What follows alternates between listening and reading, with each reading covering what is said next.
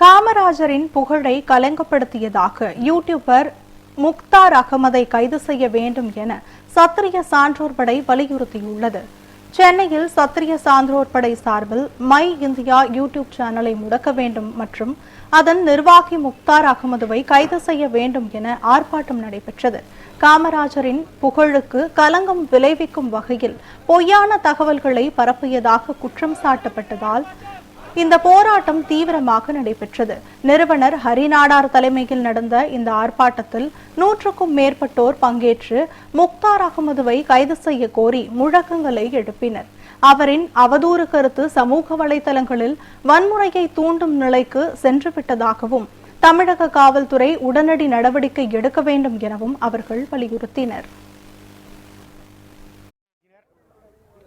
அனைத்து மதத்தினரையும் அனைத்து ஜாதியினரையுமே சகோதரத்துவத்தோடு பார்த்து பழகி வந்து கொண்டிருக்கிறோம்.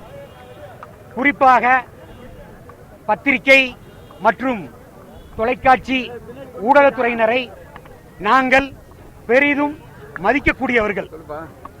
ஆனால் மை இந்தியா 24/7 என்ற யூடியூப்பை நடத்தி வரக்கூடிய முக்தார் அகமது என்ற நபர்